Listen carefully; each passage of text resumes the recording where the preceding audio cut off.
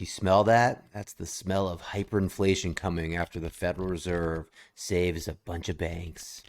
Man, it seemed like the Fed was just going to start unwinding their balance sheet, and here we go again.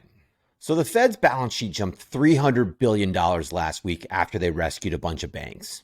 So some prominent venture capitalists were all over Twitter and the internet last week saying hyperinflation is coming back to get us. So a lot of these comments were in reference to the famous Jack Dorsey hyperinflation prediction from 2021, which didn't come at the most opportune of moments. But also, let's be clear that hyperinflation is a 50% rate of change in inflation, and core PCE peaked at about 5.4%. So we haven't seen anything close to hyperinflation just yet. So to understand the impact of what just happened, let's talk about the basics of the payment system again. So consumers use the layer 1 payment system. This is the deposit system. Banks use the layer 2 system, which is the reserve system, the interbank system.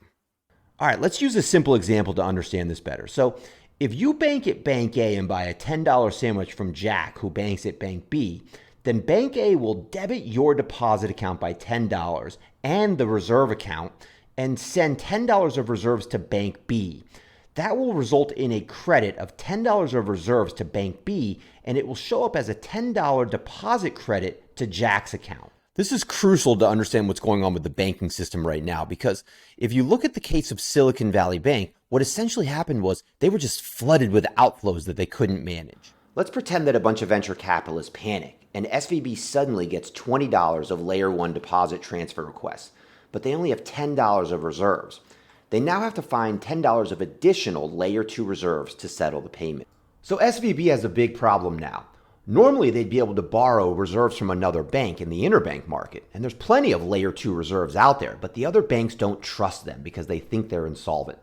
They could raise cash by selling assets, but that would create further capital impairments, rendering them insolvent. And the Fed doesn't think they have sufficient collateral to be able to post against borrowing new reserves from them. SVB is unable to find the layer 2 reserves to bring their account back into compliance, and so they're rendered insolvent. The Fed's new program is called the Bank Term Funding Program, and this is going to allow some banks to obtain reserves by collateralizing some of their existing assets at par. All right, this does two really important things. First of all, it allows banks to obtain more reserves than what their actual assets are worth. And two, it allows banks to obtain reserves without having to sell assets and take a capital impairment, which could render them insolvent. So is all of this inflationary? This is where the first part of the conversation is really important, because what the Fed is really doing is they're creating layer 2 money to make sure that the existing layer 1 money can simply be transferred. So the Fed isn't putting new money in the pockets of consumers, but they are avoiding a deflation, which means that inflation is higher than it otherwise would be, because in the counterfactual, we would have had deflation through the deposits and equity going to zero within the banking system. So banks are stronger than they otherwise would be, and they have more reserves, which might lead some people to worry that they might make more loans. But we know from the experience with the Great Financial Crisis that more reserves do not necessarily mean more lending. And in fact, banks are tightening lending standards now because of their weak balance sheets. There's precedent for this too. The Fed did a ton of programs like this following the Great Financial Crisis, and inflation ticked lower and lower as the years went on.